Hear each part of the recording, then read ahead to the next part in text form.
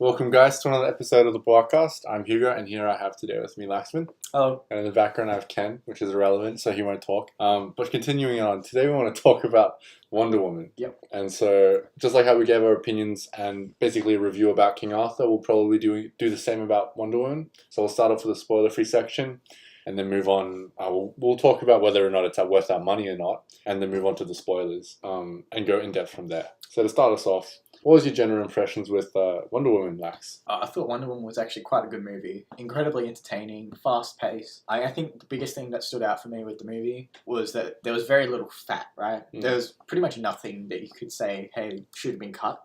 And just the cast of characters and character interaction was amusing throughout the entire movie. Never felt forced or dragged on too long. And overall, just a really good experience. What about you, Hugo? Yeah, I think I agree. I think they use quite a lot of tropes and cliches, but I think they use it in a fresh way. So I know Wonder Woman's a female heroine, but they didn't really blatantly keep on calling out, she's female, she's female, she's female. Right. Which was a lot better. And so when we did see those tropes and cliches, we was not glazing over them. It's more like we let it go. Yeah, there was a fresh spin on something of things we've already seen. On iconic scenes that have happened in film before. Right. So yeah, I agree. Wonder Woman's, it's shed a lot of, we compare it to previous superhero movies, especially Superman. I think Wonder Woman's come quite a long way, and now we don't see a lot of ridiculous, I don't know, like all that shit side stories, Right, yeah. It's a streamlined movie that knows what it is and just focuses on what's relevant to itself. Yeah, I think that's a good way to put it. Right, so do you want to start talking about what was good and what was bad? We'll do a quick rundown of why you would like this movie, or maybe if you don't like this movie, or if you don't, we should probably do a rundown of, the reasons why you would see this movie, and, if you don't like certain things, here's why you would not see the movie. Yeah. Alright, so we'll start with the good points. Alright, so pretty solid characters, good character development.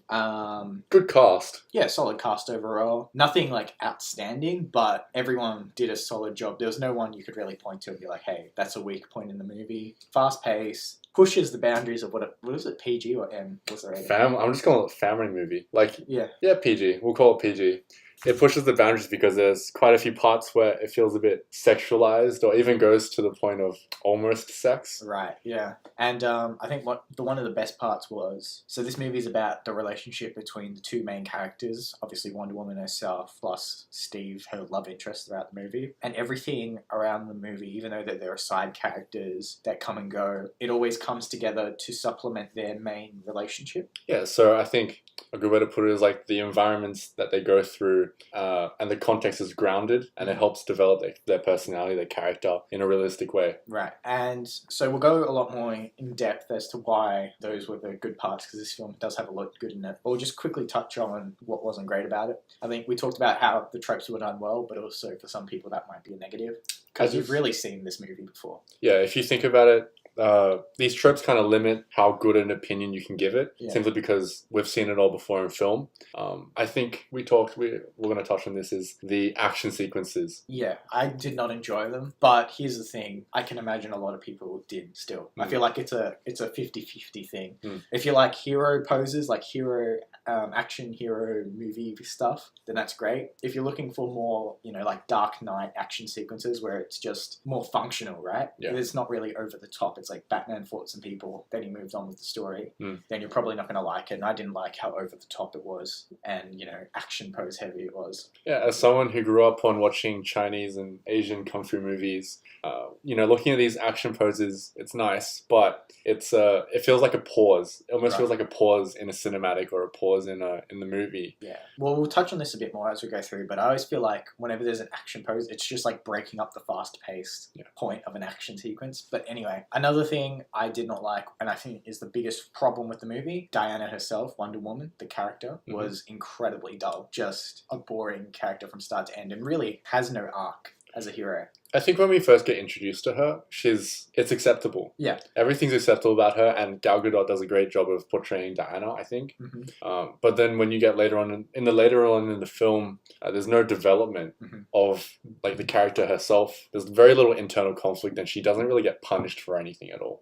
Right. And To add on to that, something you put on previously, I think, is the fact that her armor is. I mean, yeah, well, this is really just your personal taste. But I thought, as someone who thinks, whenever I look at a movie, I think of like the logical sense, and I can only suspend disbelief for so much. And this is something we'll get into in detail. But he tries to create like a grounded world, but then always has these like jutting out moments where things just get a bit ridiculous. And one of them is just Wonder Woman's armor itself. Like it's so impractical. Right? Everyone's seen those memes on like 9gag of like a female, like a level, level 99 like fantasy character with like basically armor and a and just G-string.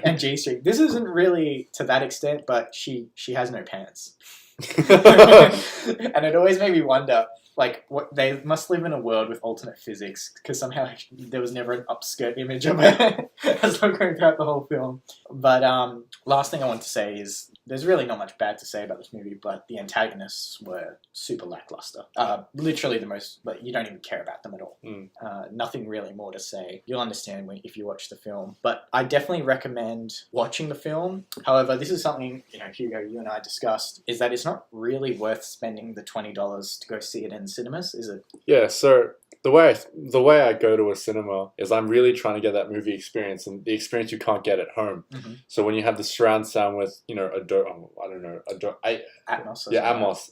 So you have that surround sound, you have the big screen, and some movies really put it to good use. Right. So you put up the suggestion of Pacific Rim, and I think, you're seeing those big, gigantic, transforming, monsters and mechas. You really want the big screen for that, as well as, I think, horror movies.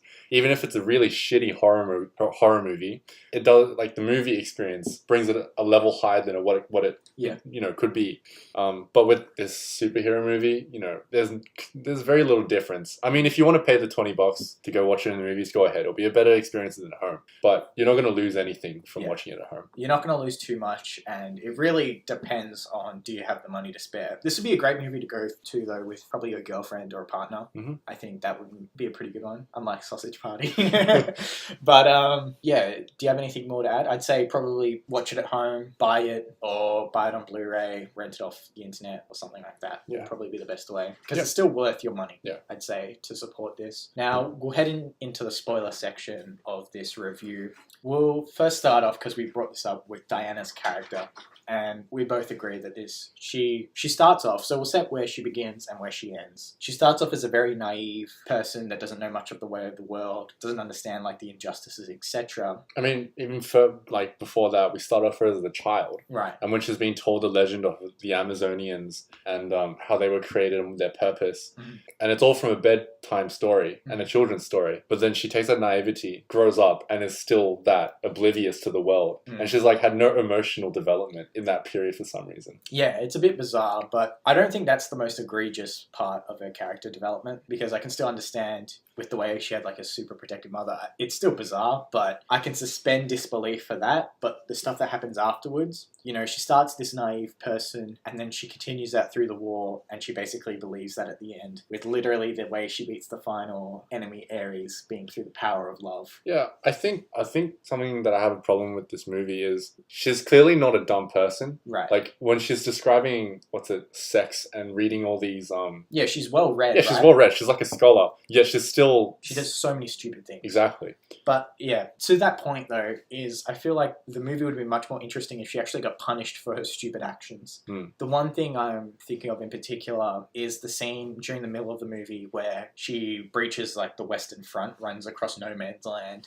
and then just like walks in. And we'll get onto this as well, but one of the biggest problems with the movie is it tries to like show you the horrors of war and like how terrible things are, but then everything seems to work out fine for the main characters. crashes or like everything works out okay. So she just like literally runs across the the Western Front, beats everyone, goes into the town, blows it up, destroys the Nazis, and everything just works out too easily that it kind of like obviously in her mind justifies her naive perspective.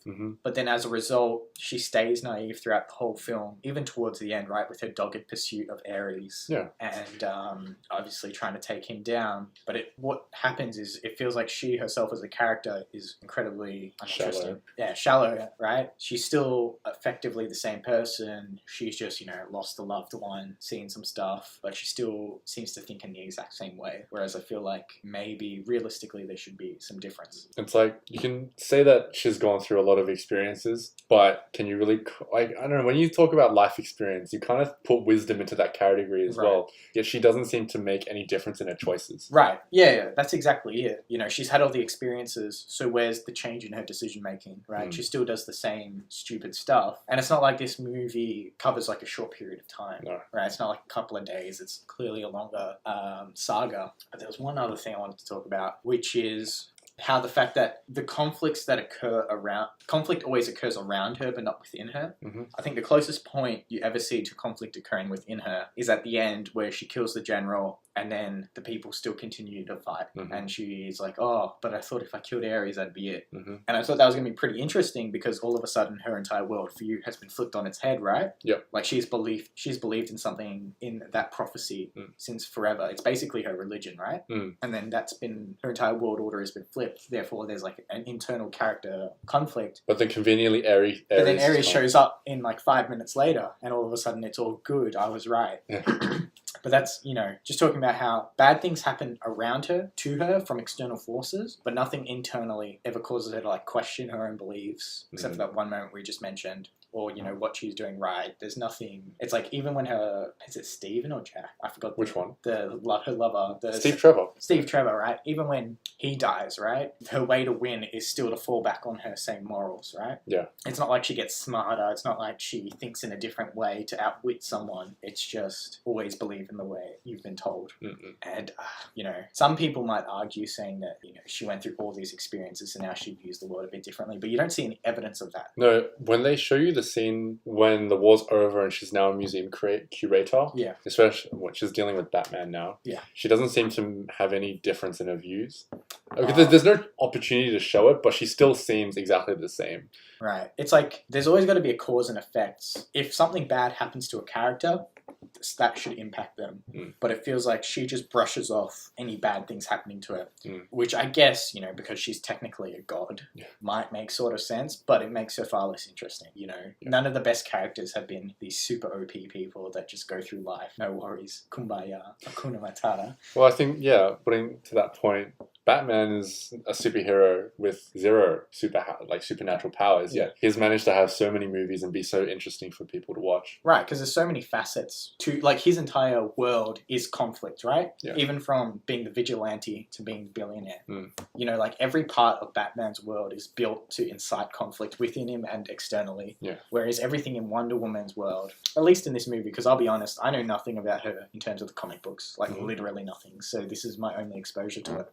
It just seems like bad things are happening around her and she's this like paragon of purity. Yeah. And that's just not interesting, right? Yep. You're just a good guy and we've seen so many of them before. But moving on to the other one besides Diana's character, the fact that the movie seems to be not sure whether it's like supernatural or whether it's grounded in the real world. Now, you don't think this is as big a problem, but for me, this like really fucked with my mind. So did you want to start with you? I think actually you might, because then I can counter to your point. That might be a bit easier. All right, fair enough. So, one of the reasons I really liked the first maybe half or even 2/3 of the movie was because of how grounded it was. Obviously there was still some supernatural stuff with her, but that most of that got left behind on the island. And once they left the island, it was basically almost like a spy movie, right? Them trying to go behind enemy lines with some action. But and I really enjoyed that because they would show, England during the war. They would go to the trenches and they would show like all the people dying. They would show like all these people losing their homes. And you felt like it was going to be more personal one where there would be character development, and it'd be much more grounded where they would actually have to fight for what they wanted. It might be like the first challenge for her naive attitude to, take a beating. Yeah, but this again links into one of the problems with Diana's character somewhat. But then whenever you think the movie is going to be going down one path, and it does go down this sort of grounded path for 95% of the movie, I'd say, but there would just be these like jagged moments, right? If this was like a graph, it would be flat, and then every now and then you just see like a spike, right? Okay. So, it was all grounded, then you'd hit the trench scene. And the trench scene where she just runs across no man's land against the German machine guns with her tiny little shield with no armor on her legs. And the machine guns are not shooting down. They're all shooting right into her shield. As I mentioned, her armor is just kind of ridiculous, right? Yeah, it doesn't serve its purpose as armor. Yeah, we already mentioned it's kind of like fantasy armor. Mm-hmm. And then particularly the end is the most egregious moment of this, which is the power of love. The power of love. And I felt like the film would have been served much better if it had just ended after she killed the general, not before she went to Ares. Because once it got to the Ares moment, it was predictable. Everyone would know what was going to happen because we've seen it in hundreds of movies before. Yeah. I mean, I suppose I always knew she was going to survive, but as soon as you start seeing gods fight, it's pretty much nonsense, right? Yeah. Because you have no concept of the power. There's a thing that even with like action movie, martial arts movies, even though they're all fake and stuff, you can somewhat appreciate it because you can appreciate like the physical aspect. Yeah. Right? Like doing that is incredibly difficult. Wow, this is cool. Mm-hmm. But when you're seeing, laser beams flying out, you're just like, all right, I suppose. It's like watching fireworks. It's just a visual show. Right. It's a visual show with no substance or no nuance or anything like that. Not that action sequences usually have nuance, but you get what I'm saying. But there's also other moments where the way in which characters react to terrible things happening. When it's like the village gets gassed, mm-hmm. and Diana, rather than the characters do not react appropriately to terrible things happening to them. Mm-hmm. That kind of makes you wonder. It makes them feel detracted. It makes them look as if they are in your position, looking down on this world rather than actually being in the events itself. For instance, I think the side characters were pretty good because they always had stories revolving around the war mm-hmm. and like terrible things. So one guy has like PTSD, things like that. But then Diana, she is someone who has had zero conflict in her life, zero problem. She has lived incredibly sheltered. Then she like watches people get slaughtered and gassed, and rather than this having any effect on her psyche, she just like gets pissed off and decides to go kill the guy. Right? Yeah. It's like they cut out a lot of nuance or possible nuance in the movie, and I think that's more bothersome because it's one thing to not have nuance in a movie, but it's another thing to set up possibility for nuance and then not take advantage of it. Mm-hmm. And that's what this movie I feel like does a lot of. But what do you think, Hugo? Well, we went a bit off on a tangent on Yeah. the very last part of that, but I think answering the question from before, I do think you got to take those supernatural scenes with a grain of salt, simply because it's still a superhero movie. Right, but I could accept supernatural as in when she's like wrecking the town and she's like jumping into the wall, like destroying stuff. Mm-hmm. But then supernatural as in let's start throwing tanks around with like laser beams and crazy stuff. In fact, I would have been okay if Ares was that before they had the final showdown. Mm-hmm. Ares was this kind of like manipulative character, right? Yeah. I thought that would have been much more interesting because then you would have also dealt with the point of her having internal conflicts, right? Yeah. And like the nature of man. But then that just gets resolved in a fist fight. Yeah. And, that's my biggest issue with the movie is there's so much potential, but then it's almost as if they're like, hey, this audience is too stupid or this audience has no attention span. Let's just make something blow up. Like, let's end this really easily. Well, I saw that first trench scene as the first display for Wonder Woman to actually show her power, Right.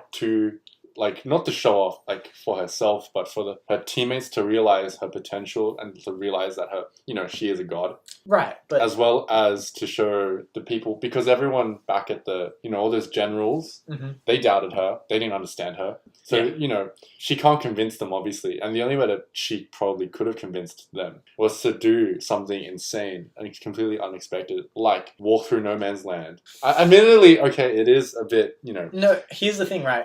I'm not questioning the point of the scene. Yeah. I'm questioning the execution of the scene. Like, the point of the scene is valid. Yeah. The way it was done, I'm like, you could have done this 20 different ways to illustrate the exact same point that wouldn't have just completely thrown any form of realism that they were trying to build, right? Because it's not like the movie had been ridiculous from the start. Mm-hmm. The movie started off, obviously, in like a fantasy land, Mm. and then it went down to very real, and it set a tone of like, this is where we're going. Yeah. And then it all of a sudden decides to go like, no, we're going back there. Oh, but we're back here. All right. The next second. second, right? Yeah, no, you're convincing me now because I really did enjoy those realistic parts. So the parts where even your side characters like Sumia and the Red Indian, Yeah. they feel you're a tiny unit, you're a crew, Yeah. and it brought the war into perspective as well. So I liked. Yeah. There was a line when Sumia says, "I'm an actor. I love acting, but I'm the wrong color. We're all fighting our own battles, Diana." Right. There's a lot of conflict around Diana, and that's really nice for the viewer to look at because then you get a sense of the world. You really appreciate, what's going on about this war, about the Great War, and Yeah, but I think, we'll touch on this as well, but the character, the way in which they cut fat off this movie, just that one line there, I'm an actor, I love acting, but I'm the wrong color, we're all fighting our own battles, right? It's such a succinct line that is, it's just one line, it's probably like 5 seconds in the film, but it automatically tells you so much about that character and where they come from, and that is what is done superbly in this movie, is the side character development. From even, I forgot who the sniper was, but his name... The Irish dude, yeah. Yeah, with the PTSD, right? There's not many scenes with it. There's like one scene where he has like an outburst at the camp, and that's literally like 20 seconds. And then there's another point where he can't shoot the guy, and that's like another 5 seconds. And so in like 25 seconds, you've gotten the person to like empathize with the person, and you've got a sense of who they are, where they come from, like what has happened to them in the past. Yeah. Right? Because the fact that they suffer from PTSD, and he's a really good sniper as you get introduced at the start, tells you that, obviously he's suffering from the people that he's killed. He's a jolly character, but clearly there are things that he's repressing. So the side characters, it's bizarre, but obviously like a lot of thought has gone into how to display a lot with very little. Yeah, it's just strange how there's so much depth in other characters. The side characters, there's very little to do with Diana herself. Yeah. And another instance would be the Red Indian. So when Diana asked him about his homeland, he points to Steve. This is when they're all sleeping around the campfire. Right. And he points to Steve and he says, his people took everything. Right. Yeah, I think these short, succinct lines are pretty powerful, even though they happen for like 5 seconds. Yeah. What did you think of, we talked about side characters, but what do you think about the other main character, Steve? Because was he... I'll be honest, this film seems to be like fading from my mind by the day. Yeah, I can agree with that. But I feel like the only scene that I enjoyed Steve in, aside from the overarching romance, which I thought was acceptable, there were parts where, I think it was well done, and I think their relationship, really grew, such as the banter in the boat. Yeah. And do you want to touch on that now? Oh, yeah, sure. That was, the banter just between the two of them was quite well done. And there were enough scenes so that it didn't feel too, because when they eventually get together, they had enough lead-in scenes so that it didn't feel too forced. Yeah. Right? Because realistically, they could have gone one of two ways. They could have gone the kind of where they make it super dark and it's kind of like the world is really shit, let's fuck anyway. Yeah. Right? Or which they chose to do, which is the romance option. In which case, if they, really a problem with superhero movies as a whole is that the romance is the two partners have very little screen time on together, and always their banter and stuff is very forced. I just found the relationship to be very realistic. Right. There was no... Because they don't have, like, I think in other movies, they have a very one-dimensional romance where it's the really hot girl and the guy who sees the hot girl and decides to, purely for the attraction, the physical attraction, pursues this relationship. Whereas with Steve, it's a lot more to do with, like, the emotion and the feelings between them and the growth from being, friends. It starts out like because, friendly. like, I think one of the best parts is that the movie never started off with, like, a sexual tension scene. Yeah, exactly. Right? And it never really had sexual tension pretty much throughout the entire movie. Like, I can't really remember any scene. Except for up until the French town. I think up after the French town. So when they save it and they rescue it, and now they're dancing in the, like, moonlight. Right. That kind of situation going on. I think that's when, like, the sexual tension begins, because then later on, Diana invites her to the room. It feels more like an adult relationship. Like, a realistic relationship. No, but I feel like, really, once the French town happens, and once they have their night together and that's it, their relationship doesn't really come up until the very end where he says goodbye to her. Yeah. So it kind of like, they're very mature with it in that they realize, hey, we got a job to do. Yeah. Let's move on. And so it's like that one moment when everything's quiet, we'll do our thing. But other than that, it's time to just move on. Yeah. But do you want to now go through more chronologically? Because we talked about the two major problems. So we still didn't talk about Steve Trevor. Oh, right. Steve Trevor. We went off on a tangent. We still got to talk about Steve Trevor.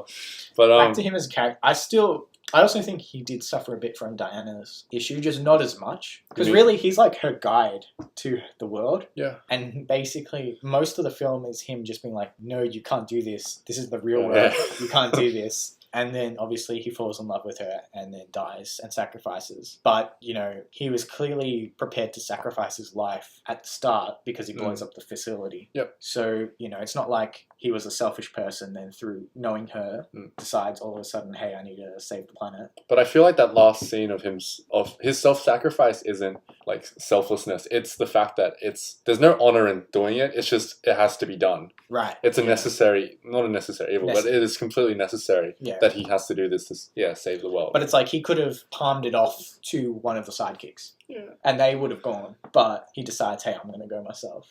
Right. I didn't think of that. Send the guy with PTSD up there, right? Like, he clearly can't handle it. Alright, fair enough. I didn't think of that before. You know, so in a sense, like, at the beginning he was willing to sacrifice himself to save all these people. Yeah. But even at the end, you know, he could not have died. He could have sent someone else to do it, but he decides to do it himself. So even though you can argue that might be a bit of a change, I still don't think it's enough to really call it a character arc. It's a straight line with a bit of a bulge. We'll say it that way. Right. But other than that, really not much. He's pretty much a guide, right? He would be what I imagine if you, the viewer, were telling Diana about the world, right? Like, you can't do this. You need to dress properly. Yeah. As such, he's kind of like an extension of the viewer, and that's his like tool throughout the movie until it's like a romance. But yeah, I think as well, not too impressive in terms of character development. But then again, he's not the main character, and so I don't hold him to the same standards.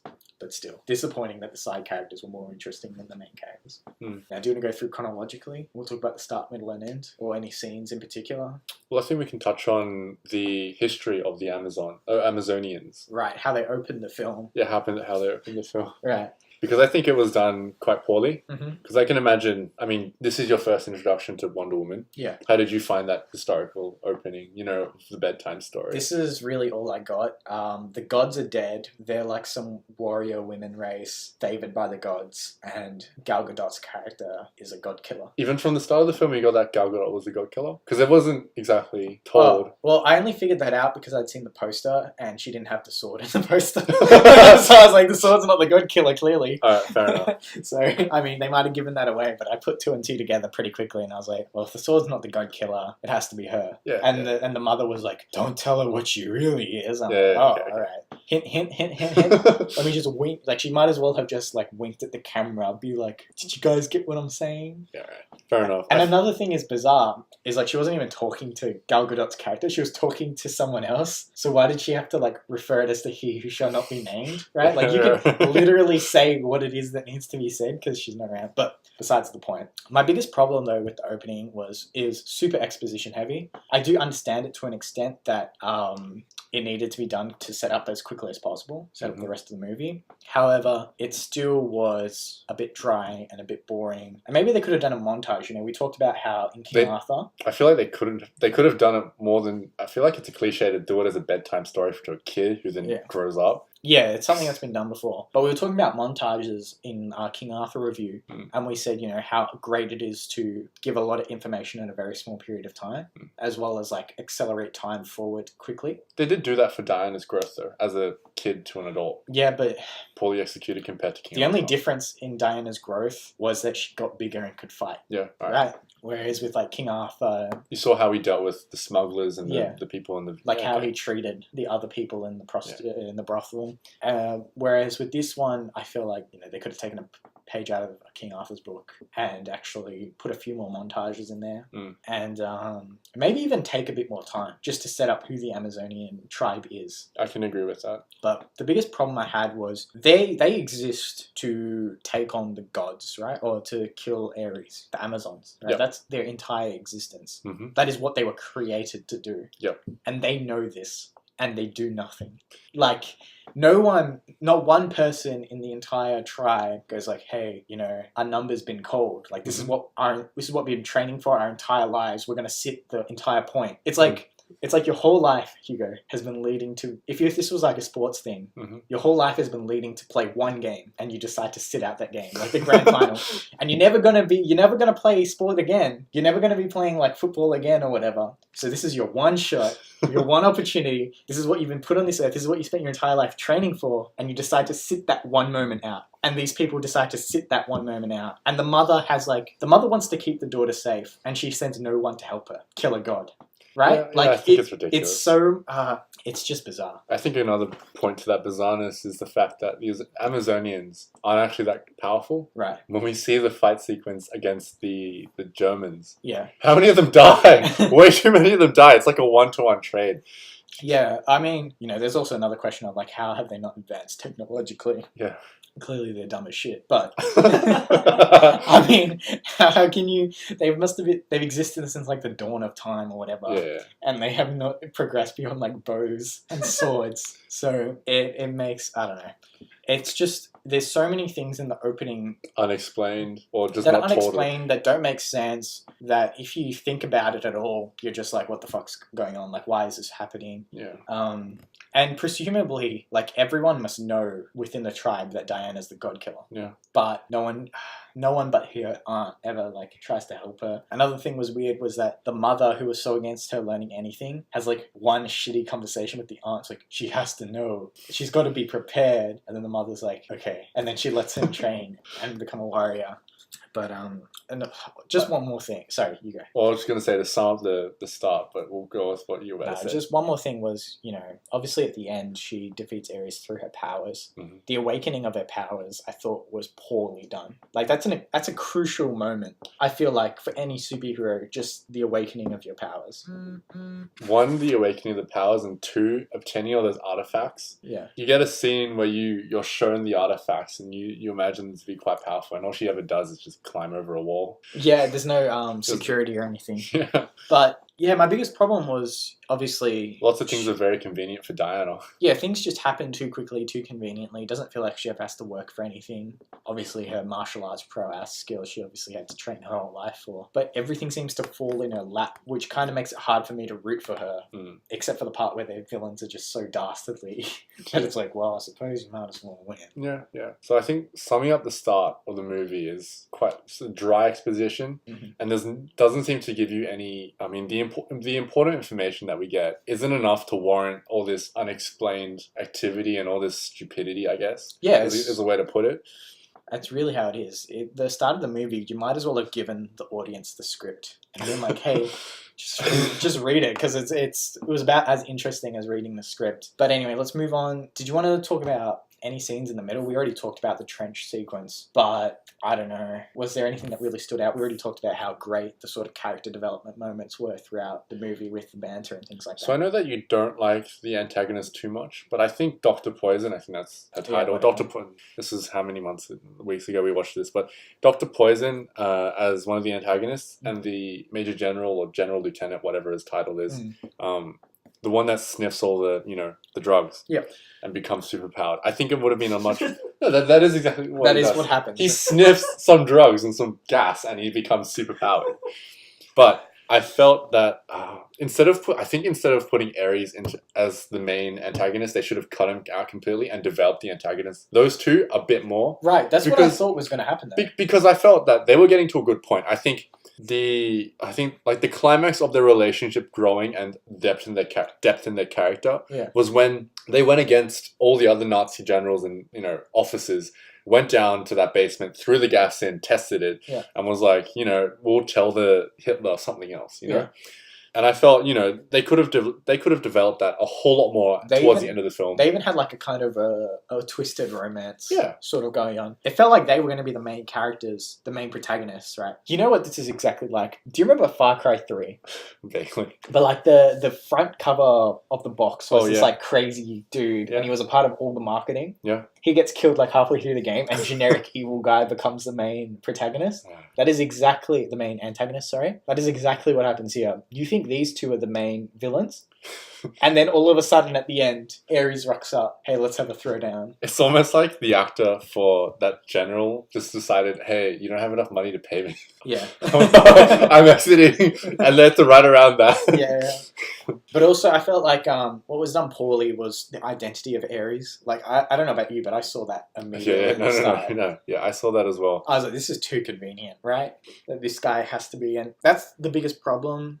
Sorry, not the biggest problem, but it's another problem with the movie. It's just how obvious it is. I felt one of the parts. I mean, one of the reasons why I picked it out was simply the actor. Like this is. Oh, really? Yeah, I looked at the actor and I saw he can't die early. Like, or I'm more like he has to have some greater role in this film simply because I was like, he plays a big role on the Allies' part. Well, I mean, like if they don't give him another part as part of the Allies, I feel like he would end up as the enemy. For me, it was as soon as he walked into the bar when they were like, "What are we gonna do?" And then he walks in and he's like, "Hey guys, I have this way that enables you to do what you want to do." I was like, "All right, this guy's the bad guy." Again, it was kind of like with the mother, right? Instead of actually saying that Diana's the god killer, this guy basically just like looked at the camera, winked at it. And then pretended to be the good guy, right? Yeah. Now, before we touch the end, because the end, I think we both agree is the weakest point. Fucking terrible.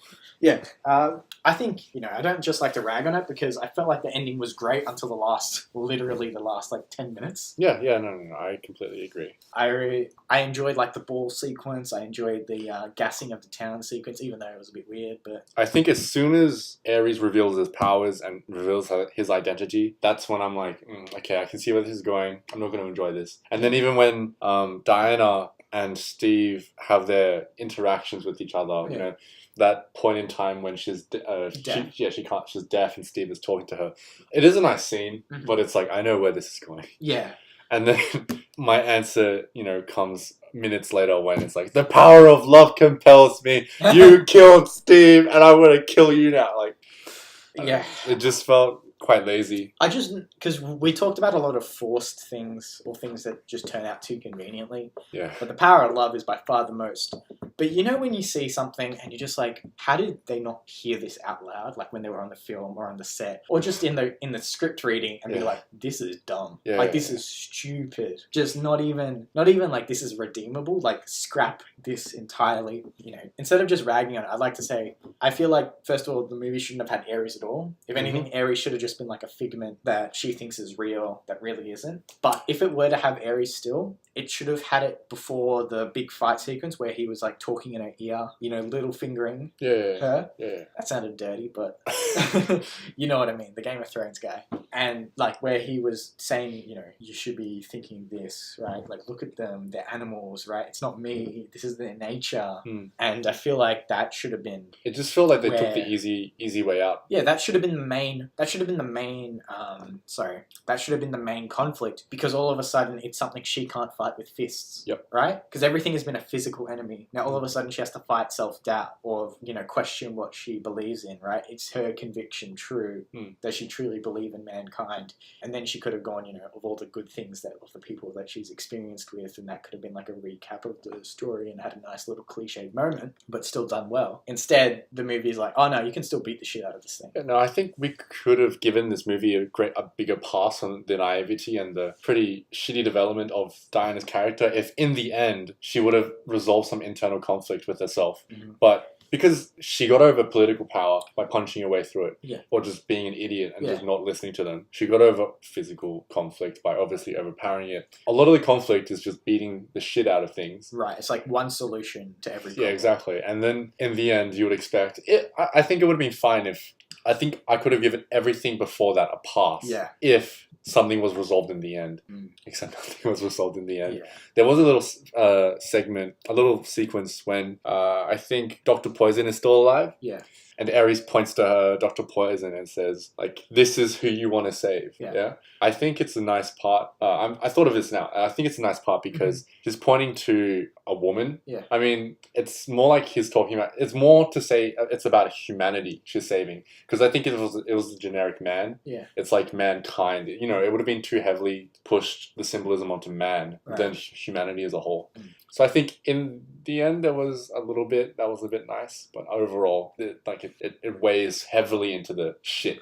No, yeah, but here's the thing. Yeah, again, I hate to bring it down, but whenever I still think of it, it's a nice scene because obviously she gives mercy after all the hate, and it still kind of links back to her naivety. But it's not like before that. The Doctor Poison chick had this like change of heart and realized like that lady is still the exact same person. Yeah. She letting her go, she has just condemned so many other people to death. Yeah, all right. So she is like fucked up majorly. Am I the only one that was like, are you kidding me? So many people are going to die now because of you. Like, your stupidity, your utter stupidity, and your utter naivety. Right. Like, I was just like, oh my god.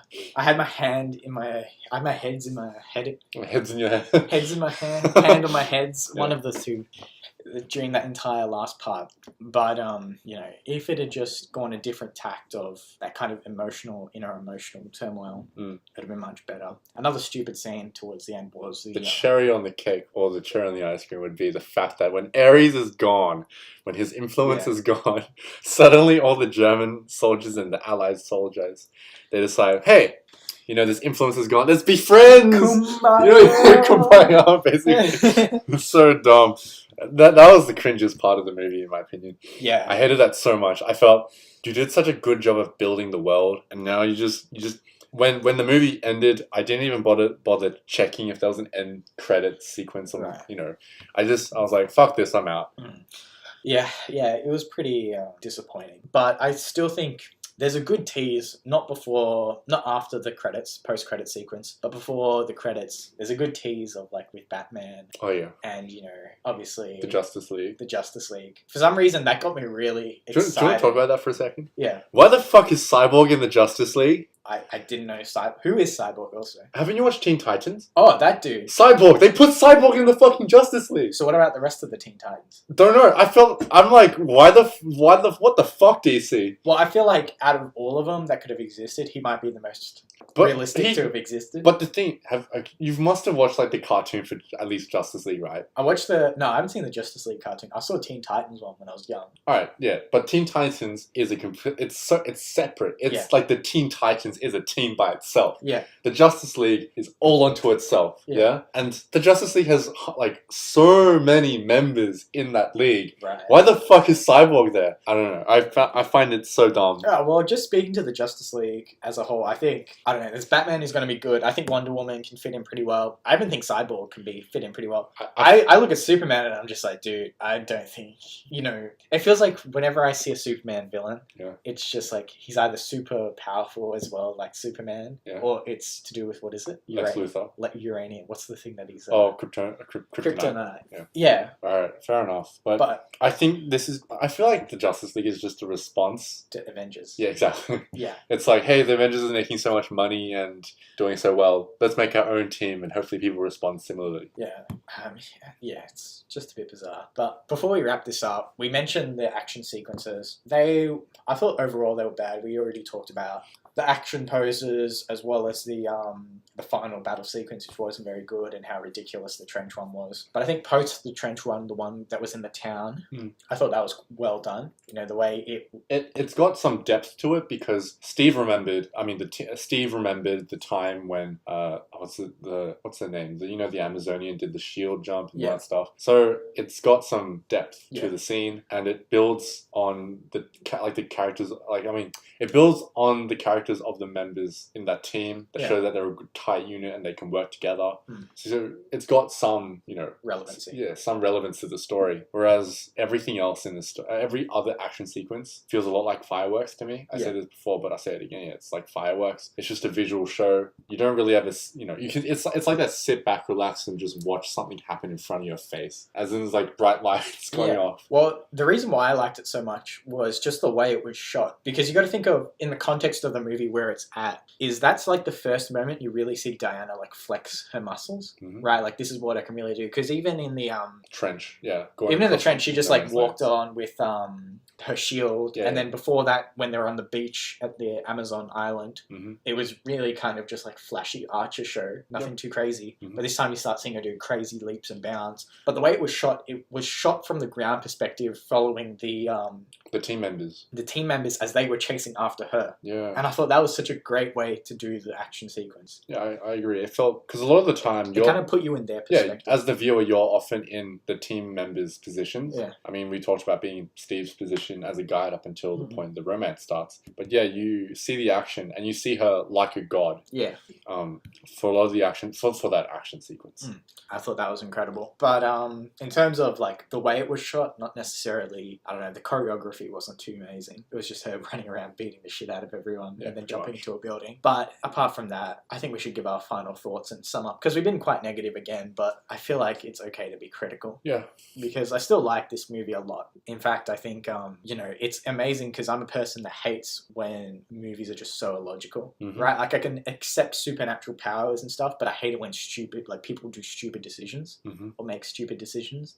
Like a queen who's meant to rule a country and it's like just doing the dumbest stuff, or like the entire Amazon tribe who just like lets her walk by herself, and it just drives me insane. But it says just how good this movie is, that even though it has all these problems, you sat through it. I sat through it and I enjoyed it. I was like, I really enjoyed it. The time went like that. All of a sudden the movie was over, and it's like a 2 and a bit hour film.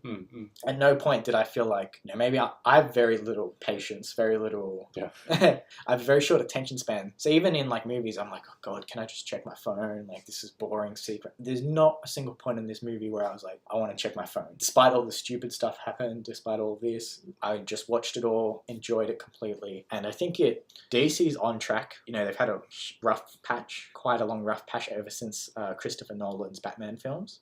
But I think they're on target now, and it looks like a bright future. Definitely, if you're a comic book fan or a Wonder Woman fan, a must watch. If you're not, it's still a very good film, and probably watch it in your own time. Yeah, I'm not sure how to put it any other way other than how Lexman said it, because to be honest, that was a pretty good way that was everything inside my head. Yeah.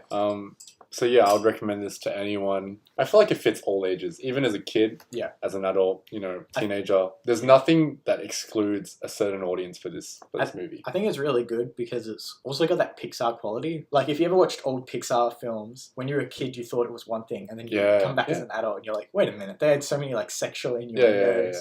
All these like more adult jokes. This one does have that to an extent. So, if you're watching it with a kid, you're going to get one thing. As a child, you're going to get one thing. But then as an adult, you're going to see other things that the director has left under the surface. And I think it's great. All right. Thanks a lot, Hugo. No worries. And we'll see you guys on the next one. Bye. Bye-bye.